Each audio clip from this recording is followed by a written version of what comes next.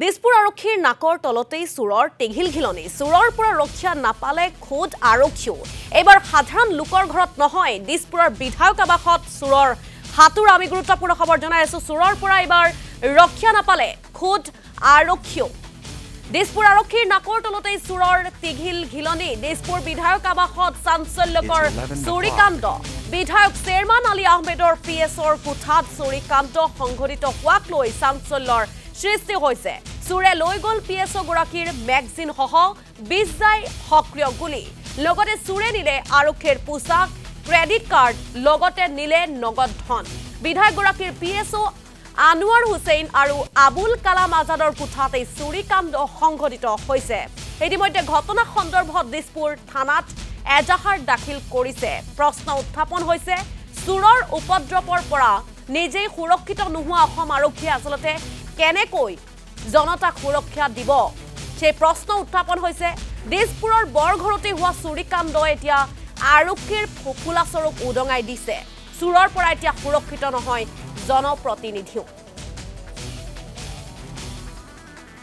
আসলতে মানে আপোনাৰ ইলেকশন কেম্পিংৰ কাৰণে মানে যে নিৰ্বাচন চলি আছে লোকসভা এই নিৰ্বাচনৰ কেম্পিংৰ কাৰণে সাৰে কালি দবৰিত গৈছিল দবৰি সাৰৰ লগত সাৰৰ পিএছঅ আছিল 3 জন লগতে মই গৈছিল আৰু ড্ৰাইভাৰ আছিল এজন ৰাতি আনুমানিক 9টা বজাত আমাৰ এই ড্ৰাইভাৰ বেলেগ ড্ৰাইভাৰ এজন আছিল আমিৰ আলীয়ে ই খবৰ দিলে যে তলৰ সিকিউৰিটি ৰুম পিএছঅ ৰুমটো খোলা হৈ আছে তেতিয়া পিএছঅ জনে জনালে নাই আমাৰ ৰুমখনটো আমি তলা মাৰি থৈ আহিছো কয় নাই মইতো চালু খোলা হৈ আছে তেতিয়া আকৌ ক'লে তুমি ভালকৈ চোৱাচোন কি হৈছে তেতিয়া আমিৰ আহি ভালকৈ চালে যে পিএছঅ ৰুমৰ যেখন তলা লগোৱা আছিল তলাটো কোনোবাই ভাঙি ভিতৰত যি বস্তু আছিল লৈ গৈছে পিছত প্ৰথম অৱস্থাত আমি গম পোৱা নাছিলো কি বস্তু লৈছে বাগে আমি আনুমানিক আপোনাৰ ৰাতি 2:30 মান বজাত আহি পাইছো ৰাতি একো গম পোৱা নাই ৰাতিপুৱাহে ইহঁতে দুজনে গম পালে যে ইহঁতৰ আপোনাৰ মেগজিন আছিল এটা 20টা মান গুলি থকা মেগজিন এটা লৈ গৈছে চুৰে লগতে 16000 টকা আছিল কেশ নগদ ধন এই নগদ ধনটো লৈ গৈছে আৰু আপোনাৰ পুলিচৰ যে ইউনিফৰ্ম দুজনৰ আছিল ইউনিফৰ্ম লৈ গৈছে দুইজনৰ ইউনিফৰ্ম লৈ গৈছে লগতে আপোনাৰ ক্ৰেডিট কাৰ্ড আছিল আৰু হিয়তৰ যেখন কাপৰ আছিল এই কাপৰ গুটিখিনি মানে লৈ গৈছে আৰু কিবা কিবি লৈছে এইখিনি এতিয়ালৈকে পোহৰত অহা নাই এইটো আনুমানিক আমি 9টা বজাত খবৰটো পাইছিলো না এইটো মানে চোৱা নাই এইটো এসেম্বলি মানুহে চাব মোৰ জনামতে এইটো ইহঁতে বা কি কৰিলে আমি তো আপোনাৰ আহি পিনে সাৰে হিয়তক কৈছে যে তোমাল এইটো এৰিয়াত সিসিটিভি মোৰ জনামতে ইফালে আছে আৰু লিফটৰ সন্মুখত আছে ইফালে আছে না নাই এইখিনি মই গম নাপাওঁ বাহিৰত আপোনাৰ এইটো 7 নম্বৰ গেটত সিকিউৰিটি আছে আপোনাৰ ইয়াতে 14 নম্বৰ গেটত সিকিউৰিটি আছে 8 নম্বৰ গেটত সিকিউৰিটি আছে লগতে ইফালে সিকিউৰিটি আছে এইটো জানো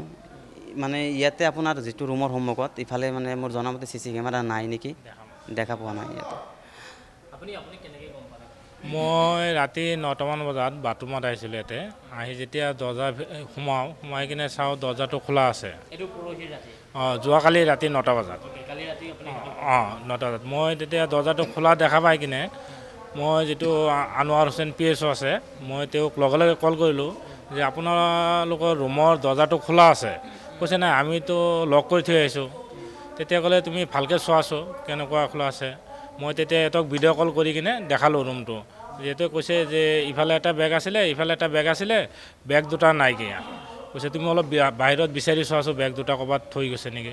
এইখিনি পুলিচক খবৰ কেতিয়া দিলে পুলিচক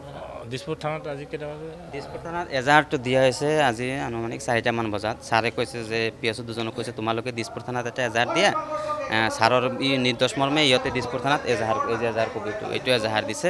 এতিয়ালৈকে মানে দিছপুৰ থানাৰ পৰা পুলিচ অহা নাই কেতিয়াবা আহে গম নাপাওঁ এইটো এইখিনি আৰু এতিয়ালৈকে পুলিচ জনামতে অহা নাই আৰু আপোনাৰ ইয়াতে জনোৱা হৈছে 7 নম্বৰ গেট আৰু 14 নম্বৰ গেটত জনোৱা হৈছে ইয়াৰ পৰা মানে কিবা আহিছিল নেকি